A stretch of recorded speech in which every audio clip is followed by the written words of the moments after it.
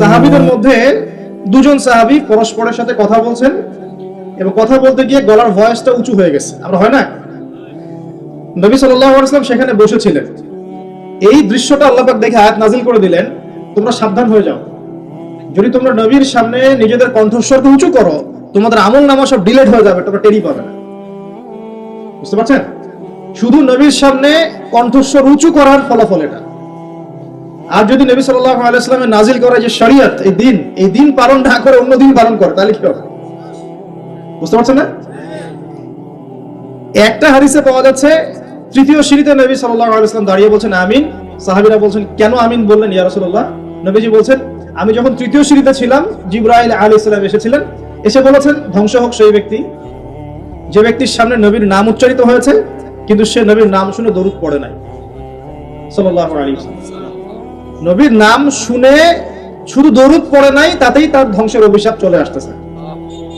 আর একটু চিন্তা করেন যে নবীর উপরে কোরআন এবং সুন্নাহ নাযিল হয়েছে, যে কোরআন সুন্নাহ পরিপূর্ণ ইসলাম রিলিজিয়ন জীবন ব্যবস্থা, এটা বাদ দিয়ে কেউ যদি অন্য মতবাদ ইসলাম দর্শন তালাশ করে তার আমলনামা টিকবে? কমন সেন্স কি বলে টিকবে? দেখেন কমন সেন্সের অভাব থাকলে মানুষ কি করে। আল্লাহ পাক বলছেন যে তোমরা আল্লাহকে ভয় করো, সূরা বাকারা পড়ে দেখেন 279 থেকে 83 পর্যন্ত, চারটা আয়াত পড়ে দেখেন। আল্লাহ পাক বলছেন তোমরা আল্লাহকে ভয় করো এবং সুদ ছেড়ে দাও। কি ছেড়ে দাও? যদি না ছাড়ো তাহলে ফাযানু বিহারবিন মিনাল্লাহি ওয়া রাসূলিহি, তাহলে আল্লাহ এবং তার রাসূলের সাথে যুদ্ধের ঘোষণা শুনে রাখ। একটু আগে শুনলেন নবীর নাম শুনে দরুদ না পড়লেই তার অভিশাপের ফয়সালা হয়ে গেছে। এখন যদি আপনি সুদ খাওয়ার মধ্য দিয়ে নবী এবং আল্লাহর সাথে যুদ্ধ করতে থাকেন তাহলে কবরে নিশ্চয়ই ওই নবীকে উত্তর দিতে পারবেন, হাউজে কাউসারের পানি নিশ্চয়ই পাবেন, আর শাফাত অবশ্যই পাবেন নাকি? এগুলো কমন সেন্সের বিষয় না? সাধারণ কমন সেন্স। যদি নবী সাল্লাল্লাহু আলাইহি ওয়াসাল্লামের শানে জাস্ট দরুদ না পড়লেই এমন হয়, তার কথা সাল্লাল্লাহু আলাইহি ওয়াসাল্লাম তার কণ্ঠস্বরের উপরে গলার ভয়েস উঁচু করলেই এমন ধমক চলে আসে, তাহলে সেই নবীর সুন্নাত, সেই নবীর রেখে যাওয়া দ্বীন ইসলাম মানে কোরআন এবং সুন্নাহর বাইরে গিয়ে চললে পরকালে আমি পার পাবো, চিন্তা করাটা বোকামি না? এখন যখন আল্লাহ পাক বলছেন যে এখানে আমি সমস্ত বিষয় ব্যাখ্যা করেছি, কোরআন এবং হাদিসে আমি সমস্ত বিষয় ব্যাখ্যা করেছি, এটা দলিল কোরআনে আছে, এমনি এমনি বলছি না কোনো কথাই। সূরা কাহফ খুলে দেখেন 54 নম্বর আয়াত, আল্লাহ পাক বলছেন যে ওয়ালাকাদ সাররাফনা ফি হাযাল কুরআন লিন-নাস মিন কুল্লি মাসাল, আমি এই কোরআনের মধ্যে মানব জাতির জন্য, শুধু মুসলিমদের জন্য না, মানব জাতির জন্য সমস্ত বিষয় ব্যাখ্যা করেছি। আর কিছু লাগবে? দলিল দরকার আছে? এই একই আয়াত সূরা বনী ইসরাঈলের মধ্যেও আছে, একই আয়াত। তো আল্লাহ বলছেন একমাত্র গ্রহণযোগ্য দ্বীন আল্লাহর কাছে কোনটা বলেন? ইসলাম। ইসলাম মানে কি? শান্তি, আত্মসমর্পণ। ইসলাম মানে কি? আল্লাহর সামনে আত্মসমর্পণের মাধ্যমে শান্তি অর্জন করা। কেমন করে? দলিল দিচ্ছি। ইব্রাহিম আলাইহিস সালাম ওই স্ত্রীকে রেখে আসছেন কোথায় বলেন? কাবা ঘরের পাশে, মনে আছে? খাবার নাই, পানিও নাই, আল্লাহ পাক বলছেন রেখে আসতে, রেখে আসলেন। ইব্রাহিম আলাইহিস সালাম কি প্রশ্ন করেছিলেন কেন করব আল্লাহ? এর পিছনে বিজ্ঞান কি? এই হুকুমের পিছনে দর্শন যুক্তি কি? তিনি কি প্রশ্ন করেছেন? আল্লাহ পাক বলছেন তোমার সন্তানকে জবাই করতে হবে। সন্তানকে ডেকে বলছেন ইন্নী আরা ফিল মানামি আন্নী আসবাহুক, আমি স্বপ্নে দেখেছি আমি তোমাকে জবাই করছি, ফানদুর মাযা তারা, তোমার রায় কি আমাকে বলো। ইব্রাহিম আলাইহিস সালামকে জিজ্ঞাসা করেছেন আল্লাহ এই হুকুমের পিছনে দর্শন যুক্তি বিজ্ঞান কি? একটা মাসুম বাচ্চাকে কেন হত্যা করব? কেন বেচারাকে জবাই করব? একটা প্রশ্ন করেছেন? ইব্রাহিম সম্পর্কে আল্লাহ পাক কি বলছেন? সূরা বাকারায় চলে আসুন। আল্লাহ পাক বলছেন ইব্রাহিম তাকে যখনই কোনো বিষয়ের আদেশ করা হয়েছে, যখনই ইয ক্বালা লাহু রাব্বুহু আসলিম, যখনই তার রব তাকে বলেছেন আসলিম মানে আত্মসমর্পণ করো, ক্বালা আসলামতু লিরাব্বিল আলামিন, তিনি বলেছেন আমি জগৎ সমূহের প্রতিপালক আল্লাহর সামনে আত্মসমর্পণ করলাম। একটা প্রশ্নও করেন নাই, এই যে ইসলাম, এই যে মুসলিম। আর ইব্রাহিম আলাইহিস সালামই এই জাতির নাম করেছেন কি? করেন নাই? এবার মিলাতে পারছেন? ইব্রাহিমের মতো মুসলিম হতে হলে তো সামি'না ওয়া আতা'না মানে শুনলাম মানলাম, ব্যাস এতটুকু। এখন আল্লাহ পাক বলছেন দিনটা পরিপূর্ণ, আল্লাহ বলছেন যে এই দিন ছাড়া অন্য দিন গ্রহণযোগ্য হবে না, আল্লাহ বলছেন যে তার সামনে আত্মসমর্পণ করতে, আত্মসমর্পণ করলে পরে আপনি শান্তি পাবেন ইনশাআল্লাহ। এর নাম ইসলাম মানে শান্তি। ইসলাম মানে ওই শান্তি নয়। এই বলে কিছু মানুষ ইসলামে শুধু শুধু সৎকারের আদেশ, ফজিলত আর ফজিলত বলতে হবে। শুধু কি ফজিলত বলাই কাজ ইসলামের? আর সৎ কাজের আদেশ করাটাই ইসলাম, অসৎ কাজে নিষেধ করতে হবে না? সৎ কাজে আদেশ করলে তো কেউ কখনো জেল ছুলি ফাঁসির শিকার হতো না, হতো? সারা জীবন যদি ফজিলতের বয়ান করতে থাকি, সুবহানাল্লাহ বললে এত নেকি হয়, আলহামদুলিল্লাহ বললে এত নেকি হয়, আল্লাহু আকবার বললে এত নেকি হয়, কোনো বাধা বিপত্তি আসবে নাকি? আপনার নামে সমালোচনা হবে নাকি? যখন হক কথা বলা শুরু করবেন তখন সমস্যা। নবী সাল্লাল্লাহু আলাইহি ওয়াসাল্লামকে 23 বছর মার খেতে হলো কেন? দাঁত শহীদ হলো কেন? তার এই ভ্রুর নিচে এভাবে কড়া ঢুকিয়ে দেওয়া হলো কেন? উহুদের মাঠে তাকে আঘাত সহ্য করতে হলো কেন? নবী সাল্লাল্লাহু আলাইহি ওয়াসাল্লামকে সারা জীবনে 15টা গালি খেতে হয়েছে। কয়টা? সিরাত পড়ে আর রাহিকুল মাখতুম বইগুলো, এই ধরনের বইগুলো পড়ে দেখেন, 15টা গালি খেতে হয়েছে তাকে সারা জীবন। আমাদের নবীজির চেয়ে ভালো কোনো মানুষ আছে নাকি? সেই মানুষকে জীবনে 15টা গালি খেতে হয়েছে। বলছে মানুষ যে আপনি হচ্ছেন কাযযাব, মিথ্যা, মহামিথ্যাবাদী। কাযযাব মানে শুধু মিথ্যাবাদী না, মহামিথ্যাবাদী। আপনি হচ্ছেন নাউযুবিল্লাহ সাহের, জাদুকর। আপনি হচ্ছেন ফারিকুল জামাত বিভক্তকারী, ঐক্য বিনষ্টকারী। বুঝতে পারছেন না কথা? আপনি বলছেন যে মাজনুন, পাগল ব্যক্তি, মাজনুন। কোরআনকে বলছে শয়তানের বাণী, নাউযুবিল্লাহ। তাকে নাকি জিন ভর করেছে, জিন ছাড়ানোর জন্য একজন এসেছিল, জিমাদ আল-আজদি তার নাম। সে খবর পেয়েছে নবী সাল্লাল্লাহু আলাইহি ওয়াসাল্লাম কোরআনের মতো কিছু বলে বেড়াচ্ছেন। তার ধারণা যে নবী সাল্লাল্লাহু আলাইহি ওয়াসাল্লামকে জিন আক্রমণ করেছে, নাউযুবিল্লাহ। সে এসে বলছে, শুনেন ঘটনাটা খুব মজার। সে এসে বলছে যে মুহাম্মদ কোথায়? মক্কায়। সবাই দেখিয়ে দিল ওই যে কাবা ঘরে বসে আছে। তিনি গিয়ে বলছেন যে আমি অনেক জিনগ্রস্ত মানুষের চিকিৎসা করেছি, আপনার কি সমস্যা একটু বলেন তো, আমি আপনার চিকিৎসা করতে আসছি। তখন নবী সাল্লাল্লাহু আলাইহি ওয়াসাল্লাম কি বললেন জানেন? তিনি বলছেন, এই যে এটা বলছেন, ইন্নাল হামদুলিল্লাহ নাহমাদুহু ওয়া নাস্তাঈন মান ইয়াহদিহিল্লাহু ফালা মুদিল্লা লাহু ওয়া মান ইউদ্লিল ফালা হাদিয়া লাহু ওয়া আশহাদু আন লা ইলাহা ইল্লাল্লাহ ওয়া আশহাদু আন লা ইলাহা ইল্লাল্লাহ ওয়াহদাহু লা শারীকা লাহু ওয়া আশহাদু আন্না মুহাম্মাদান আবদুহু ওয়া রাসূলুহু আম্মা বা'দ। এই পর্যন্ত এসেছেন। এতটুকু শোনার পরে এই জিমাদ আল-আজদি তিনি বলছেন যে আচ্ছা কি বললেন আরেকবার বলেন তো। আরো একবার শোনালেন, সহিহ হাদিস। আবার বলেন দেখি, আরো একবার বলেন, আবার শুনলেন। তিনবার নবী সাল্লাল্লাহু আলাইহি ওয়াসাল্লাম এই কথাটা বললেন। কথা বলার আগে যে হাম সানা পড়েছেন, কথা কিন্তু এখনো বলেন নাই, হামদ এবং সানা পড়েছেন।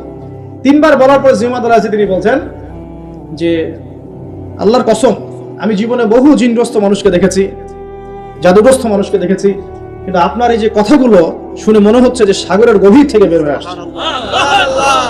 এবং দিনান তিনি কালিমা পড়ে মুসলিম হয়ে গেলেন।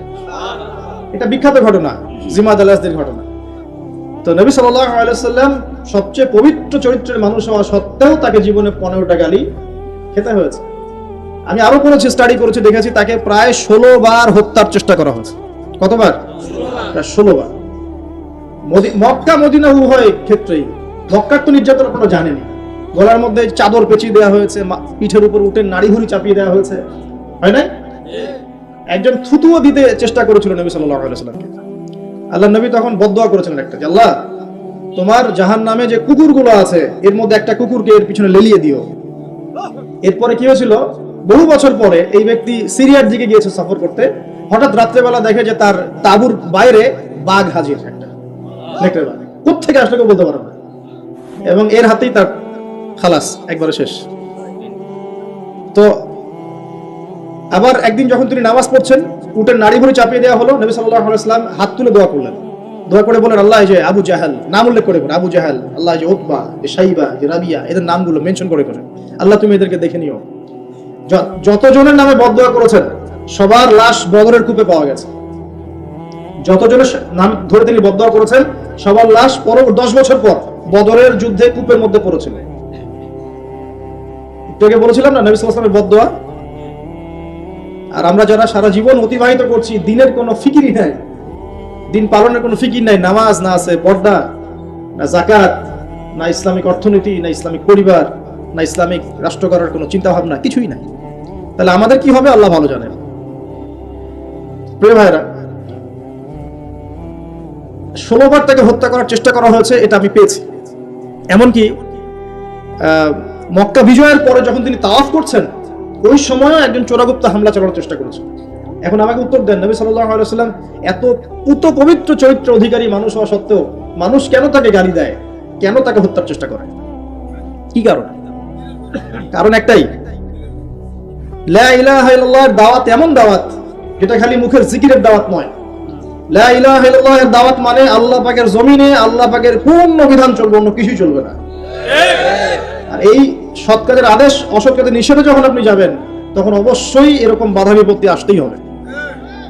যদি না আসে বুঝতে হবে এটা কোনো দাওয়াতই হচ্ছে না, এটা জাস্ট একটা গোলালু মার্কা দাওয়াত হচ্ছে। আমি নিজেও ফিল করি যে আমি আসলে কি করতেছি, এখন কি দাওয়াত দিচ্ছি মানুষকে, কি বলবো আর কি বলবো না, মানুষকে কি বোঝাচ্ছি, আর আমি বা কতটুকু যোগ্য, কে কান্ডারি হবে, কারা, কে নেতৃত্ব দিবে, কোথা থেকে আসবে এমন নেতা যারা সারা বিশ্ব জুড়ে ইসলাম প্রতিষ্ঠা করবে। কি করছি আমরা আসলে, কতটুকু বলতে পারছি, কতটুকু বলতে পারছি না। ফজিলত তো বর্ণনা করে রাত পার হয়ে যাবে সবকিছু, কিন্তু আপনি যখনই সুদের, ঘুষের, জেনার, মদের এইসব বিরুদ্ধে কথা বলবেন তখন তো আপনি টিকতে পারবেন না। তাহলে দ্বীন ইসলাম পরিপূর্ণরূপে পালন করতে হবে, এই দায়িত্ব সবাই নিজের কাঁধে নিয়ে নেন, অন্যের দায়িত্ব বাদ দেন, নিজের দায়িত্বটাকে নিয়ে নেন নিজের উপর, যে আমি আল্লাহর জমিনে আছি, 60-70 হয়তো 100 বছর বাঁচবো, আল্লাহু আ'লাম, ঠিক আছে। আর যে যুগ পড়েছে এত বছরও মানুষ বাঁচবে কিনা আল্লাহ ভালো জানে, তাই না ভাই? এই কিছুদিন আগে করোনা এসেছিল, এক ধোঁয়ায় কতগুলো মানুষকে ধুয়ে দিল না, ধুয়ে দেয় নাই? জি, আচ্ছা। আরো আসতেছে, আমি দেখলাম গত 3 দিন আগে একটা নিউজ দেখেছি, সাইবেরিয়া একটা অঞ্চল আছে না, সাইবেরিয়া, এর বরফে ঢাকা, এর নিচে কয়েকশো হাজার বছর আগের ভাইরাসগুলো এখন আস্তে আস্তে জীবিত হচ্ছে নাকি, নিউজ করেছে দেখবেন। কয়েকশো হাজার বছর আগের মাটির এই বরফের নিচে চাপা পড়া ভাইরাসগুলো আবার নাকি জীবিত হচ্ছে। এটা নিয়ে আবার বিজ্ঞানীরা শঙ্কা করছেন যে মহামারী আসতে পারে একটা। তো এই পৃথিবীতে 100 বছর বাঁচার মানে আসলে খায়েশ রাখাটা ঠিক হবে না, এত লম্বা হয়তো হায়াত আমাদের হবে না, আল্লাহ ভালো জানেন আমাদের কথা। তো এখন বিষয়টা হচ্ছে যে এই যে হায়াতটুকু আল্লাহ পাক দিয়েছেন, তার মধ্যে তো 30-40 বছর অলরেডি চলেই গেল আমাদের, হয়তো সামনে পড়ে আছে 10-20 বছর, আল্লাহু আ'লাম। এখন নিজের উপর যদি নিজের ফরজিয়াতটা না নিয়ে আসে যে আমার দায়িত্ব দ্বীন ইসলাম পরিপূর্ণরূপে পালন করা, তাহলে সমস্যা না ভাই? মানুষের কথা বাদ দেন, কবরে তো একাই যাওয়া লাগবে নাকি? যার যার কবরে তো একাই যাওয়া লাগবে, স্ত্রী সন্তান, বাবা মা, আত্মীয় স্বজন, নেতা নেত্রী যাবে নাকি কবরে? যারা আজকে আমাদেরকে মোহগ্রস্ত করে রেখেছে, মোহগ্রস্ত বলেন, দুনিয়ার মায়া মোহর মধ্যে ব্যস্ত করে রেখেছে, কেউ কি যাবে? ওই একটা হাদিস পড়লে চোখে পানি চলে আসে, মাইয়াতকে রাখা হয় কবরে, আর মাইয়াত পায়ের খসখস শব্দ শুনতে পারে, তাকে যারা দাফন করতে আসছে তার পায়ের খসখস শব্দ সে শুনতে পারে। আল্লাহ পাক শোনায়, আল্লাহ পাক শুনালে মানুষ শুনবে না? আল্লাহ পাক যদি দেখায় মানুষ দেখবে না? তো আল্লাহ যদি কাউকে কিছু শোনান তাহলে তো সে শুনবে, সে দেখবে, সে বুঝবে। এরপরে যখন তারা চলে যায় তখন সে একা নিথর পড়ে থাকে। যদি মুমিন ব্যক্তি হয় তাহলে মাথার দিক থেকে নামাজ আসবে, এই যে ডান দিক থেকে যাকাত, বাম দিক থেকে রোজা, পায়ের দিক থেকে অন্যান্য সৎ আমলগুলো এসে তাকে সঙ্গ দিবে। ফেরেশতারা প্রশ্নোত্তর পর্ব করবেন, সে ইনশাআল্লাহ তাআলা বুক ফুলে উত্তর দিয়ে দিবে ইনশাআল্লাহ। এখন দেখেন, এই যে প্রশ্ন করা হবে মান রব্বুক, কে তোমার রব, দুনিয়াতে যে আল্লাহর দ্বীনই পালন করছে না সে উত্তর দিতে পারবে নাকি? মান রব্বুক, কে তোমার রব, আল্লাহর সাথে দুনিয়াতে শিরক করছে, তো শিরকের পাপে থাকলে কি মান রব্বুক উত্তর দিতে পারবে? জিজ্ঞেস করা হবে মা দীনুক, তোমার দিন কি, যে দিন ইসলাম আংশিক মানে আংশিক মানে না, উত্তর দিতে পারবে? আল্লাহ পাক বলেন উদখুলু ফিস সিলমি কাফা, তোমরা পরিপূর্ণ রূপে ইসলামে প্রবেশ করো। আল্লাহ কি বলছেন আংশিক রূপে প্রবেশ করো? বরং আংশিকতার শাস্তি আল্লাহ পাক বলছেন সূরা বাকারা পড়ে দেখেন, 85 নম্বর আয়াত নাম্বার বলে দিলাম, 84-85। আল্লাহ বলছেন আফাতুমিনুনা বিবাদিল কিতাবি ওয়া তাকফুরুনা বিবাদ, তোমরা কি আল্লাহর কিতাবের কিছু অংশ মেনে চলবে আর কিছু অংশকে ছেড়ে দিবে? ফামা জাযাউ মান ইয়াফআলু যালিক ইল্লা খিজয়ুন ফিল হায়াতিদ দুনিয়া, যারা এরকম আদর্শে চলবে, কিতাবের কিছু অংশ মানি, কিছু অংশ মানি না, আল্লাহ বলছেন দুনিয়াতেই তাদেরকে লাঞ্ছিত করে দিব আমি। এই যে পুরো বিশ্ব জুড়ে মুসলিমদের উপর লাঞ্ছনা আসে নাই, এইটাই কারণে আসছে। আমরা কিতাবের কিছু অংশ মানি, কিছু অংশ মানি না।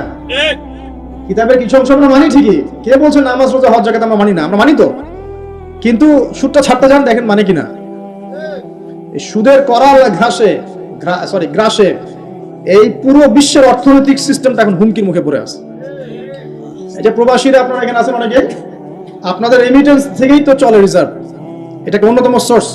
যারা ইকোনমিক সেকশনে পড়াশোনা করেন বা করেছেন তারা জানেন, বুঝবেন এগুলো। তো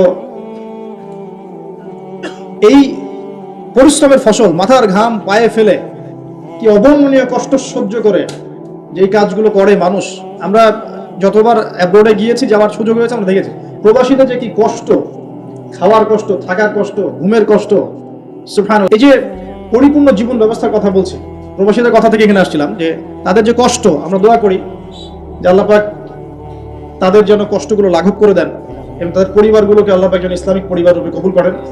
অনেক সময় দেখা যায় যে প্রবাসের স্বামী এদিকে বাসায় স্ত্রী পরকীয়া করতেছে, দেখেন নাই কত ঘটনা এরকম ঘটতেছে।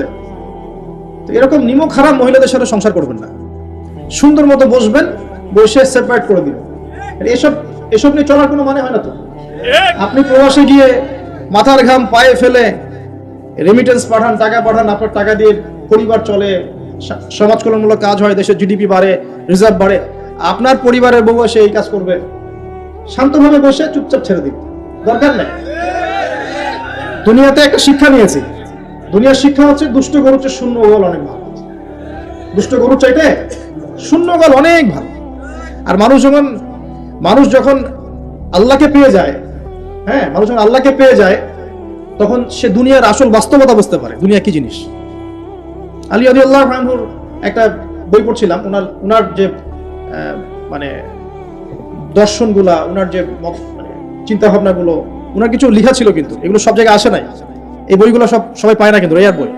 তো ওখানে দুনিয়ার এক্সাম্পল দিচ্ছেন উনি বলছেন দুনিয়া এমন জায়গা যেখানে কেউ যদি ডুব দেয়, সমুদ্রে ডুব দেওয়ার মতো জাস্ট ডুব দেয়, তাহলে তার আমল, যত নেক আমল, সব আমল কমে আসবে। এটা কিন্তু বাস্তব। দুনিয়াতে ডুব দিবেন আপনি, দেখবেন আপনার নেক আমলগুলো কমে আসতেছে। তিনি বলছেন দুনিয়া হচ্ছে সাপের মতো।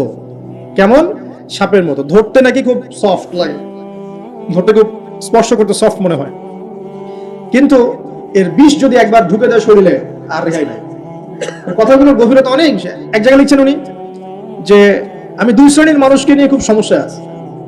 এক শ্রেণী হচ্ছে যারা জাহেল আবেদ, মানে ইবাদত করে, অনেক ইবাদত করে কিন্তু জাহেল, জ্ঞান নাই কিন্তু ইবাদত করে, এদেরকে নিয়ে আমি খুব সমস্যা আছে। আর এক শ্রেণী হচ্ছে যারা ব্যক্তিত্বহীন আলেম, এদেরকে নিয়ে আমি সমস্যা আছে। আলেম কিন্তু কোনো ব্যক্তিত্ব নাই, এই জন্য মানুষ তার কাছে আসে না, দূরে সরে যায়। ব্যক্তিত্বহীনতার কারণে অনেক আলেম থেকে মানুষ দূরে সরে যায়, কিন্তু একজন আলেম যদি ব্যক্তিত্বশীল হয় মানুষ তার কাছে আসে। খেয়াল করে দেখবেন। তো উনি বলছেন আমি এই দুই শ্রেণীর মানুষকে নিয়ে সমস্যা আছে, আর পড়তে শুরু করলে মনে হয় যে পড়তেই থাকি। বলছেন যে আমি অনেক জায়গায় ঘুরলাম, অনেক কিছু দেখলাম, শুনলাম, বুঝলাম, শেষে গিয়ে বুঝলাম যে মানুষ শুধু স্বার্থের জন্যই মানুষের কাছে থাকে।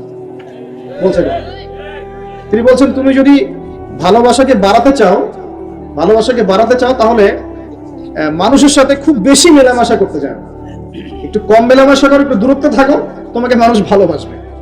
আর তুমি যদি খুব বেশি ডুব দাও না, তখন তোমার মূল্য আর ব্যক্তিত্ব নষ্ট হয়ে যাবে। এক একটা কথা কতগুলো বলে শেষ করবে, অনেক আছে। এক পর্যায়ে তিনি ফাতিমা রাদিয়াল্লাহু আনহার যে ইন্তেকাল, এই ইন্তেকালকে নিয়েও দুটো লাইন লিখেছেন। এই লাইনগুলো পড়তে গিয়ে চোখ দিয়ে পানি চলে আসছে।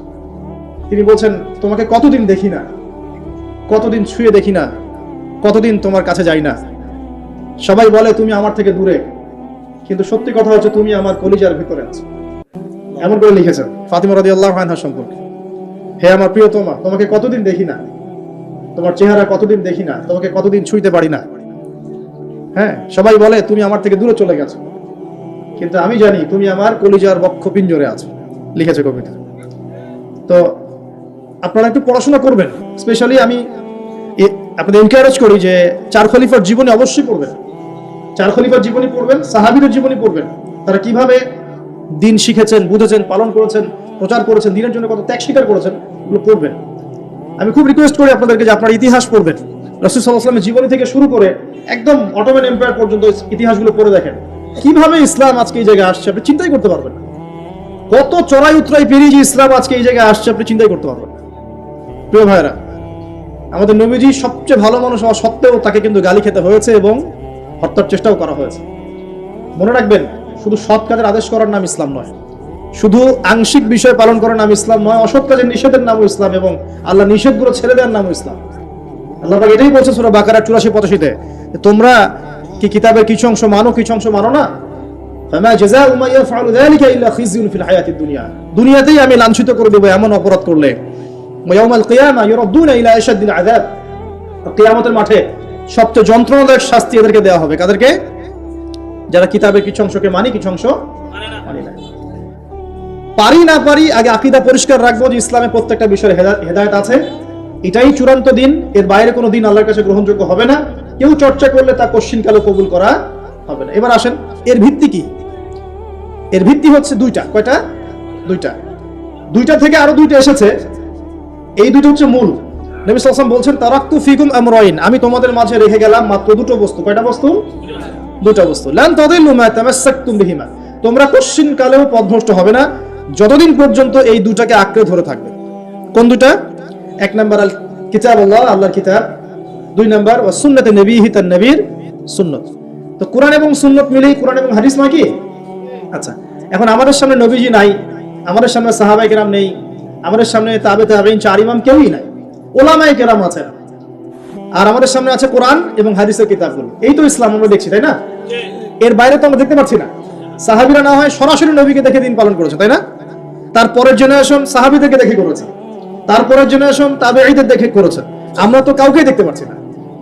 আমরা দেখছি কোরআন এবং হাদিসের কিছু কিতাব এবং ওলামায়ে কেরাম সামনে আছে। এই তো, এই দুটো হচ্ছে ভিত্তি। এখন এখান থেকে আরো দুটো এসেছে, একটা হচ্ছে ইজমা, একটা হচ্ছে কিয়াস। এই দুটো ইসলামের। অনেকে বলে ইজমা কিয়াস ইসলামে নাই, কোরআন সুন্নাহ এই দুটাই। ইজমা এবং কিয়াস গুরুত্বপূর্ণ, কারণ ইজমা, সাহাবীদের ইজমা, এটা একটা খুব গুরুত্বপূর্ণ জিনিস, এবং কিয়াস ছাড়া আপনি অনেক মাসআলা বের করতে পারবেন না। ইয়াবার শব্দ কোরআনে আছে না নাই? ইয়াবা নাম শুনেছেন? শুনেন নাই? না শুনলেই ভালো। তো এই শব্দটা কি কোরআনে আছে নাকি? নাই। কোরআনে মাদকের কথা আছে। কিসের কথা? মাদক। এখন কিয়াস দরকার নাই। এই যে একটা মাসআলা, একটা মূলনীতিকে কেন্দ্র করে আরেকটা মাসআলাকে বের করা, ইস্তেহাদ করার যে মূলনীতিগুলো, এগুলো কিয়াস থেকে আসে। এটা কিয়াস। এটা ছাড়া আপনি অনেক মাসআলাই বের করতে পারবেন না সমসাময়িক। তো অবশ্যই কোরআন, সুন্নাহ, ইজমা, কিয়াস চারটাই লাগবে। এখন কথা হচ্ছে, এগুলো তো আর আমরা সরাসরি পালন করতে পারবো না। পারবো? বুঝাচ্ছি, একটু বোঝেন। মনে করেন সামনের দিনগুলো তো দেখবেন বিটকয়েন আসবে। কি কয়েন? হয়তো অলরেডি অনেক কান্ট্রিতে চলেও আসছে। এখানে কতদিন এটা লঞ্চ হবে আল্লাহ ভালো জানেন, কিন্তু বিটকয়েন মার্কেটে আসছে। এটাকে ক্রিপ্টোকারেন্সি বলে। কি বলে? পেপার মানি নিয়ে যে কথাগুলো বলেছিলাম, কিছু তো ফলেছে নাকি ভাই? কিছু তো ফলেছে। আচ্ছা, সামনে আরো ফলবে ইনশাআল্লাহ। সাস্টেইনেবল অ্যাসেট যেগুলো আছে, সেখানে সম্পদ ইনভেস্ট করেন। আপনার জমি জমা থাকলে চাষবাস করা শুরু করেন। সাস্টেইনেবল অ্যাসেট যেগুলো, সেগুলোতে ফোকাস করেন। এমন কোন জায়গায় অনেক বেশি সম্পদ ইনভেস্ট করে দিয়েন না যেটা পরে আপনার মানে পথে বসার কারণ না হয়ে যায়। তো ক্রিপ্টোকারেন্সি মনে করেন চলে আসছে, এখন আপনি বোঝেন না ক্রিপ্টোকারেন্সি কি জিনিস, সেটা হালাল না হারাম, এটা জায়েজ না জায়েজ, এগুলো মাসালা কি সবাই জানে? জানে কি? এটার জন্য কোরআন সুন্নাহর জ্ঞান লাগবে, ইকোনমিক্সের জ্ঞান লাগবে না, পড়াশোনা লাগবে। এখন সরাসরি কোরআন এবং হাদিসের বইগুলো চর্চা করে আপনি কি এর সমাধান বের করতে পারবেন কিনা? পারবেন? আপনার কি সেই জ্ঞান আছে, যোগ্যতা আছে? আর সেই যোগ্যতা কি সবার আছে? অল্প কিছু মানুষের থাকতে পারে, যারা ওলামায়ে কেরাম, তাদের এই যোগ্যতা। তাদের মধ্যে হয়তো কিছু মানুষের নাও থাকতে পারে না, কিন্তু বরেণ্য ওলামায়ে কেরাম যারা, তাদের মাঝে এগুলো থাকবে ইনশাআল্লাহ। এখন আপনি কি করবেন? কোরআন সুন্নাহকে পালন করার স্বার্থে ওলামায়ে কেরামের দ্বারস্থ হবেন এবং তাদের কাছে মাসালগুলো জেনে নেবেন। তাহলে আপনি একা একা চর্চা করে বিভ্রান্ত হওয়ার সুযোগ থাকবে। এই বিষয়টা খেয়াল রাখবেন। এখন নতুন কিছু ফিতনা আসছে, যে কিছু মানুষ, সবাই না, অল্প কিছু মানুষ কোরআন সুন্নাহ নিজে নিজে পড়াশোনা করেই সবকিছু সমাধান বের করতে চাচ্ছে। এটা ঠিক না। সবকিছুর সমাধান বের করতে হলে মুস্তাহিদ হতে হবে, আর সবাই মুস্তাহিদ হতে পারবে না। সবাই কি আবু হানিফা রাহিমাহুল্লাহ হতে পারবে নাকি? সবাই কি ইমাম শাফি হবে নাকি? সবাই কি আহমদ বিন হাম্বল হতে পারবে? সবাই কি ইমাম মালিক হতে পারবে? পারবে না। অতএব জ্ঞান চর্চার স্বার্থে, দিন পালনের স্বার্থেই ওলামায়ে কেরামের দ্বারস্থ হতে হবে, হকপন্থী ওলামায়ে কেরাম। এমন ওলামায়ে কেরামের কাছে আবার যায় না যার সকালে চা খাওয়ার সময় একটা ফতোয়া থাকে, বিকেলবেলা একটা মাইর খেয়ে রাত্রে ফতোয়া আবার উল্টে যায়। এই জায়গায় আবার তাহলে সমস্যা। ঠিক আছে? তো আল্লাহ পাক আমাদের বরেণ্য ওলামায়ে কেরামদেরকে হেফাজত করুন, দোয়া করি, এবং তাদের নেক হায়াতে বরকত দান করুন, এবং তাদের মাধ্যমে দিনের আরো বড় বড় খেদমত আঞ্জাম দেওয়ার তৌফিক আল্লাহ পাক দান করুন। এবং যুব সমাজকে রিকোয়েস্ট করবো, আপনারা ডিটাচড হয়ে থাকবেন, ওলামায়ে কেরাম থেকে ডিটাচড হয়ে আপনারা দিন পালন করতে যাবেন না, তার সাথে সম্পর্ক রেখেই দিন পালন করবেন ইনশাআল্লাহ। আল্লাহ সহজ করুক। এখন এই ভিত্তি পেয়ে গেলাম। এবার শেষ করার আগে আমি মূলনীতিগুলো বলে শেষ করছি। এই মূলনীতি কি ইসলামের? শোনেন, এই জায়গাটা একটু ভালো করে শোনেন। নবী সাল্লাল্লাহু আলাইহি ওয়াসাল্লাম বসে আছেন মসজিদে। একজন ব্যক্তি আসলেন, ব্যক্তির গায়ে ধবধবে সাদা জামা, চুলগুলো কুচকুচে কালো, এবং তাকে মদিনার কেউ চিনে না। লা ইউরা আলাইহি আসারুস সাফর, তার গায়ে সফরের কোনো চিহ্ন দেখা যাচ্ছে না। তিনি আসলেন, এসে নবী সাল্লাল্লাহু আলাইহি ওয়াসাল্লামের হাঁটুর সাথে হাঁটু লাগিয়ে দিয়ে বসে পড়লেন। বসে নবীজিকে 4টা প্রশ্ন করলেন। কয়টা প্রশ্ন?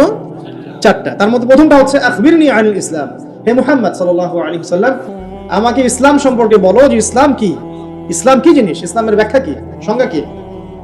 নবীজি বলছেন সাল্লাল্লাহু আলাইহি ওয়াসাল্লাম আর ইসলাম, ইসলাম হচ্ছে আন তাশহাদা আল্লা ইলাহা ইল্লাল্লাহ, তুমি সাক্ষ্য দিবে যে আল্লাহ ছাড়া কোনো ইলাহ নাই, ওয়া আন্না মুহাম্মাদান আবদুহু ওয়া রাসূলুহু, এবং মুহাম্মদ সাল্লাল্লাহু আলাইহি ওয়াসাল্লাম আল্লাহর বান্দা এবং রাসূল। এটা এক নাম্বার ইসলামের ভিত্তি। এটা নাম্বার 1 হলো কালিমা। কালিমার মধ্যে দুইটা অংশ, কয়টা অংশ? একটা হচ্ছে লা ইলাহা ইল্লাল্লাহ, মানে আল্লাহ পাকের তাওহীদ ছাড়া অন্য কোনো কিছু চলবে না। দুই নাম্বার হচ্ছে মুহাম্মদুর রাসূলুল্লাহ, মানে নবীর সুন্নাত ছাড়া অন্য কোনো সুন্নাত চলবে না। সিম্পল। লা ইলাহা ইল্লাল্লাহ মানে আল্লাহ ছাড়া কিছুই নাই, মানে আল্লাহ ছাড়া কোনো রিজিক দাতা নাই, কোনো পালন কর্তা নাই, কোনো সন্তান দাতা নাই, কোনো জীবন দাতা নাই, কোনো মৃত্যু দাতা নাই, কোনো বিধান দাতা নাই, আল্লাহ ছাড়া কিছুই নাই। মানে আল্লাহ পাকেই সব, আল্লাহ থেকে সব হয়। নাকি অন্য কোনো ইলাহ আছে? না। আস্তাগফিরুল্লাহ, অন্য কোনো ইলাহ আছে? না, নাই। এটা হচ্ছে শিরক মুক্ত তাওহীদের স্টেটমেন্ট। লা ইলাহা ইল্লাল্লাহ মানে শিরক মুক্ত তাওহীদ। শুধু এটা মুখের জিকির না, পালন করে দেখাতে হবে। যদি ইবাদত বন্দেগীতে আপনি আল্লাহর দাসত্ব করেন, সেজদা দেন, আল্লাহকে সেজদা দেন, ইবাদতে লা ইলাহা ইল্লাল্লাহ ঠিক আছে, অর্থনীতিতে গিয়ে আপনি সুদ খাচ্ছেন, আল্লাহর বিধান মানছেন না, ওখানে লা ইলাহা ইল্লাল্লাহ ঠিক নাই। বুঝতে পারছি না? জীবনের সব ক্ষেত্রেই লা ইলাহা ইল্লাল্লাহ আনতে হবে, তারপরে তো হবে লা ইলাহা ইল্লাল্লাহর কায়েম। তাহলে তো হইল না কিছু। দুই নাম্বার মুহাম্মদ রাসূলুল্লাহ মানে আপনি অন্যের মন করা কোনো আদর্শ, দর্শন, সুন্নাত ফলো করতে পারবেন না। আপনাকে মুহাম্মদ সাল্লাল্লাহু আলাইহি ওয়াসাল্লামকেই রোল মডেল মানতে হবে। এর নাম মুহাম্মদ রাসূলুল্লাহ। যদি কেউ মুহাম্মদ রাসূলুল্লাহ বলে অন্য কাউকে তার আদর্শ মেনে চলে, তাহলে মুহাম্মদ রাসূলুল্লাহ কেটে গেছে। এখানেও একই কথা, নামাজে দাঁড়িয়েছেন রাসূলের মতো নামাজ পড়ছেন মাশাআল্লাহ, রোজা করছেন রাসূলের মতো, হজ উমরা সব রাসূলের তরিকায় হচ্ছে, তাসবিহ তাহলিল সব রাসূলের তরিকা হচ্ছে, অর্থনীতিতে গিয়ে রাসূলের তরিকা চলে না, তাহলে এখানে আর মুহাম্মদ রাসূলুল্লাহ থাকলো না। আমি ওটা বুঝাতে পারছি না। মানে জীবনের সব ক্ষেত্রেই লা ইলাহা ইল্লাল্লাহ মুহাম্মদুর রাসূলুল্লাহ থাকতে হবে, শুধু একটা অংশ নয়। এটা এক নাম্বার। দুই, ওয়ান তুকিমাস সালাহ, এবং যখন তুমি সালাত কায়েম করবে, ইসলামের দুই নম্বর পিলার কি? সালাত কায়েম করা। সালাতের বিষয়ে জাস্ট দুটো হাদিস বলে দিই আমি, তাহলে আপনার যথেষ্ট হবে ইনশাআল্লাহ। একটা হাদিসে নবীজি বলেছেন মান তারাকা সালাতান মুতাআম্মিদান ফাকাদ কাফার, কেউ যদি ইচ্ছাকৃতভাবে নামাজকে ছেড়ে দেয় সে ব্যক্তি কিন্তু কুফরি করলো। কি করলো? কুফরি করলো। আমরা যারা নামাজ পড়ছি না আমরা কিন্তু কুফরির মধ্যে আছি। মুয়াজ বিন জাবাল রাদিয়াল্লাহু আনহু কে নবীজি বলেন মান তারাকা সালাতান মুতাআম্মিদান ফাকাদ বারিআত মিন জিম্মাতিল্লাহ, কেউ যদি নামাজ ছেড়ে দেয়, ফরজ নামাজ তার উপর ছেড়ে দেয়, ত্যাগ করে, সে ব্যক্তি আল্লাহর জিম্মাদারি থেকে মুক্ত হয়ে গেল। আল্লাহর জিম্মাদারি নাই তার উপরে, আল্লাহ পাকের কোনো রেসপন্সিবিলিটি নাই তার উপরে, আল্লাহ ছেড়ে দিয়েছেন তাকে, যাও। একটা হাদিস আছে বাইনার রাজুলি ওয়া বাইনাশ শিরকি ওয়াল কুফরি তারকুস সালাহ, একজন আল্লাহর বান্দা আর একজন কাফের মুশরিকের মাঝে পার্থক্যই নামাজ। নামাজ নাই, ইসলাম নাই। শুধু আইওয়াজ শোডাউন দিয়ে কিচ্ছু হবে না ভাই, 5 ওয়াক্ত নামাজ আগে ঠিকঠাক মতো পড়তে হবে। পড়তে হবে না ভাই? আমাদের যুব সমাজ এখন রাত 3:30টায় খেলা দেখতে ওঠে, তাহাজ্জুদে ওঠার সুযোগ হচ্ছে না, ফুরসত হচ্ছে না। 3:30 4টা হলেও উঠতে হবে, অ্যালার্ম দিয়ে রাখবে, আর্জেন্টিনার খেলা আছে, কিন্তু আর 1 ঘন্টা পরে ফজরের নামাজ, ওই খেলা দেখি ঘুম, ফজরের নামাজ। এই যে ঢাকায় দেখলেন না, ছবি দেখলে মনে হয় একটা তিল পরিমাণ জায়গা নেই মানুষের দাঁড়ানোর, পর্দার সামনে একটা তিল পরিমাণ জায়গা নেই মানুষের দাঁড়ানোর। হই হুল্লা করতেছে, নাচছে, গাচ্ছে, স্মোক করতেছে, ড্রিঙ্কস করতেছে, মিডিয়া এগুলোকে প্রমোটও করতেছে। মিডিয়া প্রমোট করতেছে মানে কি? মিডিয়া দেখাচ্ছে মানে বিশ্ব কত ভালো আছে এখন, কত সুখ আমাদের, হ্যাঁ আমাদের সুখী সুখ, খালি সুখের সমৃদ্ধ জীবন যাপন করতেছে, খেলা দেখতে নাচতেছে নাকি। অথচ দেখেন ইকোনমিক সেকশনের কি অবস্থা, দেখেন দেখেন কি অবস্থা দেশ। এই যে আমাদের সমাজের, যুব সমাজের নৈতিকতার অবস্থাগুলো দেখেন, ধর্ষণের হার দেখেন, জেনার হার দেখেন, মাদকাসক্ত মানুষদের হার দেখেন, কত হারে মানুষ মাদক খাচ্ছে, পরকীয়ার হার দেখেন, ব্লু ফিল্মসের হার দেখেন। ওদের ভাবখানে এমন যে খুব সুখ আমার জীবনে, খেলো আর খেলো। খেলার দলিল তো কোরআনে আছে তো, হ্যাঁ আল্লাহ পাক বলেন এই দুনিয়ার জীবনটা হচ্ছে খেলতামাশার দোকান, খেলার দলিল কোরআনে তো আছে। ওমা হাদিহিল হায়াতুদ দুনিয়া ইল্লা মাতাউল গুরুর, এরকম একটা আয়াত আছে সূরা হাদীদের মধ্যে। আল্লাহ পাক আছে, আল্লাহ পাক বলেছেন যে ইলামু, তোমরা জেনে রাখো, আন্নামাল হায়াতুদ দুনিয়া লাইবু ওয়া লাহু, তোমরা জেনে রাখো যে এই দুনিয়ার, পুরো দুনিয়ার জীবনটাই খেলা, খেলতামাশা। ও লাহু, ঠাট্টা, হাসি ঠাট্টা, মানে এটা কি বলা বাংলা দিয়ে, ভ্রম, ভ্রম, মায়া, মোহ, ভ্রম। তোমরা জেনে রাখো দুনিয়ার জীবনটা খেলা, খেলতামাশা, ভ্রম, মিছে মায়া। ই'লামু আন্নামাল হায়াতুদ দুনিয়া লা'ibun ওয়া লাহওয়া জিনাতুন ওয়া তাফাখুরুন বাইনাকুম ওয়া তাকাসুর। এবং দুনিয়ার জীবন হচ্ছে একে অপরের সাথে প্রাচুর্যের প্রতিযোগিতা। এগুলা আল্লাহ পাক বলছেন। তো খেলার দলিল তো কোরআনেও পাওয়া যাচ্ছে না? দুনিয়ার জীবনটাকে আল্লাহ বলছেন ওয়া মা হাযিহিল হায়াতুদ দুনিয়া ইল্লা মাতাউল গুরুর। পুরো দুনিয়ার জীবনটাই হচ্ছে মাতাউল গুরুর, প্রতারণা, ধোঁকা, মরিচিকা ছাড়া কিছুই না। আর প্রমোট করা হয় যে বিউটি কন্টেস্ট হচ্ছে, মনে হচ্ছে কত সুখ আমাদের। হ্যাঁ, মেয়েরা একদম অর্ধনগ্ন নগ্ন হয়ে ফ্যাশন শো করছে, প্রমোট করছে, দেখো এগুলো সবাই কি সুন্দর জিনিস, কত সুখ, কত সুখে আছি আমরা। খেলতেছে মানুষ, দেখো ব্রাজিল আর্জেন্টিনা খেলা হচ্ছে, কত সাপোর্টার, কত সুখ, কত মজা, কত লাজ্জাত দুনিয়াতে। হ্যাঁ, মানে কি প্রমোট করতেছে দেখেন। মানে রিয়েলিটি, একটা কথা বলেছি অনেক লেকচারে যে এই ফিতনাময় যুগ, দাজ্জালের যে যুগটা হবে না, ওই যুগে বাস্তবতা আর ভিজুয়াল ওয়ার্ল্ড হবে আকাশ পাতাল পার্থক্য। মানে যা আপনি দেখবেন সেটা সত্য না, ভিতরের বিষয়টা সত্য, যেটা আপনি দেখতে পাচ্ছেন না। যা আপনি দেখবেন সেটা সত্য না, যা সত্য তা আপনি দেখতে পাচ্ছেন না। এটা হবে দাজ্জালের যুগ। কেমন? খিদিরের মতো। নৌকা ফুটা করলেন কেন? সন্তান হত্যা করলেন কেন? বাচ্চা হত্যা করলেন কেন? আর এই যে দেয়াল নির্মাণ করলেন কেন? তিনটা ক্ষেত্রে মুসা আলাইহিস সালাম ভেটো দিচ্ছেন, খিদির আলাইহিস সালাম বলছেন যে এর পিছনে কারণ আছে। কারণ আছে না? দাজ্জালের যুগটা এমন হবে, বাহ্যিক ভাবে যেটা দেখছেন চোখ দিয়ে এটা সত্য নয়, ভিতরে যেটা আছে ওটা সত্য। ভিতরটা সবাই দেখতে পারবে না, দেখতে পেলে খিদির হতে হবে। ভিতরটা হচ্ছে যে সমাজ তো ডিস্ট্রয়েড, ম্যাসাকার হয়ে গেছে, সমাজের কাঠামোই ভেঙে গেছে আমাদের। এখন নারী পুরুষের যে ফাংশন চেঞ্জ হয়ে গেছে, ধর্ষণের হার দিন দিন বেড়ে গেছে, ইফটিজিং বেড়েছে, বেপরদামি বেড়েছে, নগ্নতা বেড়েছে, মাদক বেড়েছে, পরকীয়া বেড়েছে, কচি কচি বাচ্চা কাচ্চা মেয়েগুলোকে ধরে ধরে ধর্ষণ করা হচ্ছে। সমাজের কাঠামোই চেঞ্জ হয়েছে, সমাজের সমকামিতা বেড়েছে, প্রচুর সমকামী, খেলতামাশা, দুনিয়ার জীবনটা খালি খেলতামাশা। আর আমাদের এই যুব সমাজ, যাদের হাতে ইসলামের ভবিষ্যৎ আছে, ওদেরকে এইদিকে মোহগ্রস্ত করে রেখে দেওয়া হয়েছে। এরা নামাজ পড়ে না, কোরআন তেলাওয়াত করে না, আলেম ওলামার সাথে কোনো সোহবত নাই, কোনো সম্পর্ক নাই, হাদিসের কিতাব নাই বাসায়, দাড়ি নাই, ইসলামিক লেবাস পোশাক নাই, ইসলামিক মূল্যবোধ নৈতিকতা নাই, আল্লাহ রাস্তায় সময় দেওয়ার কোনো মানসিকতা নাই। এই যুবক ছেলেপেলেগুলো কিনে নাচতেছে মিডিয়া। কি করবে এরা দেশের জন্য? যারা এরকম অন্য একটা রাষ্ট্র, যে রাষ্ট্র আমাকে চিনেই না, ওর খেলায় সে হুজুকে লাফায়, এ দ্বারা রাষ্ট্র উন্নয়ন হবে নাকি? আজীব কথা বলেন, এইসব লোকজন দ্বারা রাষ্ট্র উন্নয়ন হবে নাকি? যখন আমরা এই খেলতামাশায় ব্যস্ত আছি, দেখবেন পশ্চিমারা ঠিকই ওদের উদ্দেশ্য বাস্তবায়ন করছে। কি ঝোঁকে ঝোঁকে একটা কথা আছে না, হিন্দুদের সাথে আমরা মিশতাম ছোটবেলা, আমাদের বন্ধু ছিল অনেকে, বলতো ঝোঁকে হরি বল, একটা কথা বলতো, ঝোঁকে ঝরে বক পরে ফকিরের কেরামতি বলে একটা কথা আছে না, মানে হুজুকে মাথা আবেগে ভাসতেছে। কি আশ্চর্য একটা অবস্থা, কি আশ্চর্য! মানে এত সুখে আছি আমরা, এতই সুখ, খাবার, পানি, বাসস্থান, বেকারত্ব, কত সমস্যা নিয়ে ভুগতেছি আমরা, এতই সুখ যে বিশ্বকাপে নাচতে হবে আমাদেরকে। আবার এটাকে মুসলিম কান্ট্রির মধ্য দিয়ে জায়েজ করে নেওয়ার একটা পায়তারা চলছে। আয়োজন করেছে এক মুসলিম কান্ট্রি, খেলেছে আর এক মুসলিম কান্ট্রি। হ্যাঁ, এবং এটাকে দলিল নিয়ে এসে এটাকে জায়েজ করে একটা টেন্ডেন্সি চলছে এখন, ফাইজলামি শুরু করছে। অথচ যেখানে যেখানে এগুলো হচ্ছে, তার পাশে ইয়েমেন পড়ে আছে, তার পাশে সিরিয়া পড়ে আছে, যেখানে লক্ষ লক্ষ মানুষ না খেয়ে পড়ে আছে। ইয়েমেনে লক্ষ লক্ষ শিশু না খেয়ে মরতেছে এখনো। দেখে এই 2013-14 সাল থেকে নিয়ে 2022 পর্যন্ত প্রায় 3.5 লক্ষ মানুষ মারা গেছে ইয়েমেনের এই ঘটনাগুলোতে, গৃহযুদ্ধ এবং এই যে আরব কান্ট্রিগুলোর মধ্যে কনফ্লিক্টের মধ্যে, এবং প্রায় 60% সেখানে বাচ্চা কাচ্চা। আপনি এত টাকা পয়সা খরচ করে এগুলো আয়োজন আমরা প্রমোট করতেছি, এর 5% টাকা ওদেরকে দিলেই তো ওদের 3 বেলার খাবার হতো। সিরিয়ার মানুষগুলোকে দেখেন গিয়ে, ওখানে তো ওটা রঙ্গমঞ্চ হয়ে গেছে, মানে যে যার স্বার্থে এখানে ঢুকে।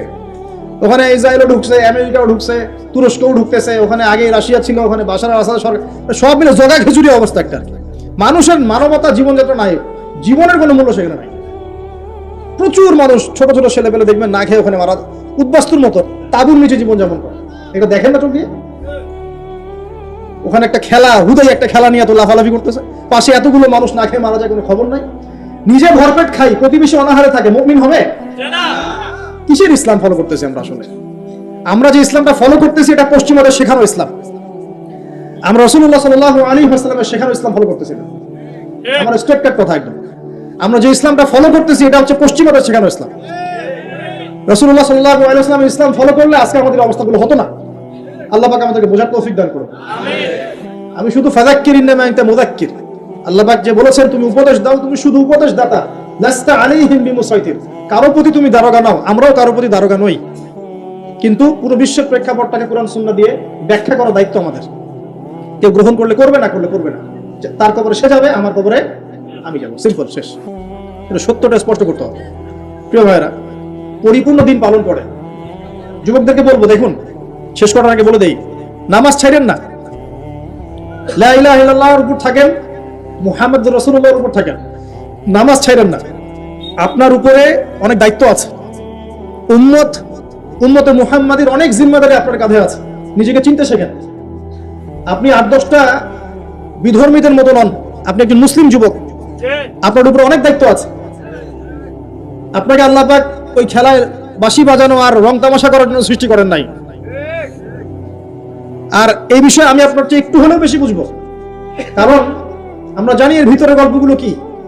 এখানে বড় একটা জুয়া থাকে, জুয়া, এখানে পুরো বড় একটা বিজনেস এবং জুয়া থাকে, যেটা আপনারা বুঝবেন না। তো এই জন্য আপনাদেরকে আল্লাহ পাক সৃষ্টি করেন নাই। নিজেকে চিনতে শেখেন, আপনি কে, আয়নার সামনে দাঁড়ান। আপনি একজন মুসলিম যুবক, আপনার অনেক দায়িত্ব আছে। আল্লাহ পাক আপনাকে অনেক দায়িত্ব দিয়ে পৃথিবীতে পাঠিয়েছেন।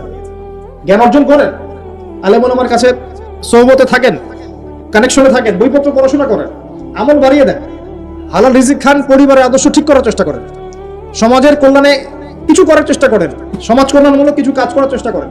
আল্লাহ পাক তৌফিক এনায়েত করুন। আমিন। উম্মতের জন্য কিছু করেন। উম্মতের জন্য করার মানুষ এখন খুব বেশি নাই, কিন্তু এখন সেই যুগ না যে যুগে ওমর রাদিয়াল্লাহু আনহু যুগ চলছে এবং সারা বিশ্বে মুসলিমরা একদম দাপটের সাথে জীবনযাপন করছে। এখন সেই যুগ না, তো সবার দায়িত্ব আছে। তো নিজেকে চিনতে শেখেন প্রিয় ভাই। আল্লাহ পাক তৌফিক এনায়েত করুন। এরপরে যাকাতের কথা আছে। যাকাত ইসলামিক অর্থনীতির ভিত্তি। যাকাত যখন ফরজ হয়ে যাবে অবশ্যই আমরা দেওয়ার চেষ্টা করবো ইনশাআল্লাহ তাআলা। রমজান মাসে সাওমের কথা আছে। রমজান মাস সামনে আসছে, মার্চ মাসে ইনশাআল্লাহ। রমজান আসার আগেই কোরআন পুরো একদম তেলাওয়াত করা শিখে নেবেন। পুরো রমজানে কোরআন তেলাওয়াত চলবে ইনশাআল্লাহ। আল্লাহ তৌফিক দান করুন। আমিন। এবং শেষে আছে হজ। যদি আপনি সামর্থ্যবান হন তখন হজ করবেন। আর হজের মূল চেতনাই হচ্ছে কিন্তু ইব্রাহিমী চেতনা। এই যে আপনি কাবা ঘর দেখছেন, সাই করছেন, হ্যাঁ, আরাফার মাঠ, এই জামজাম কূপ, এই যে মাকাম ইব্রাহিম, সবগুলো কোন পরিবারের সাথে সম্পৃক্ত? ইব্রাহিম আলাইহিস সালাম। এই যে তাওহীদপন্থী মানুষ, যিনি ছিলেন মুসলিম, যাকে আল্লাহ পাক বলছেন ইয ক্বালা লাহু রাব্বুহু আসলিম, যখনই আল্লাহ পাক বলছেন আত্মসমর্পণ করো, ক্বালা আসলামতু লিরাব্বিল আলামিন, তিনি বলেছেন আমি জগৎ সমূহের প্রতিপালকের কাছে আত্মসমর্পণ করলাম। ইব্রাহিম আলাইহিস সালামের একটা স্টেটমেন্ট দিয়ে আমরা আজকের লেকচার শেষ করি। আমরা এই পৃথিবীতে থাকবো অল্প কয়েকদিন, আমাদের এখানে উদ্দেশ্য আছে থাকার, আমাদের উপর দায়িত্ব আছে, আমাদের হাতে কোরআন সুন্নাহ আছে, উলামায়ে কেরাম আছেন, ইসলাম পালন করব, বুঝবো, ছড়াবো, প্রচার করব এবং প্রতিষ্ঠার চেষ্টা করব। এবং প্রত্যেকটা কাজের মূল পিছনের গল্পটা থাকবে এই আয়াতটা। সবসময় মাথায় রাখবেন, ইন্না সলাতি ওয়া নুসুকি ওয়া মাহইয়ায়া ওয়া মামাতি লিল্লাহি রাব্বিল আলামিন, নিশ্চয়ই আমার সালাত, আমার স্যাক্রিফাইস, আমার যত কুরবানি, আমার জীবন, আমার মরণ, সবকিছু কার জন্য? আল্লাহ পাক আমাদের সবার সালাত, স্যাক্রিফাইস, জীবন, মরণকে আল্লাহর পথে কবুল করুন, আমিন।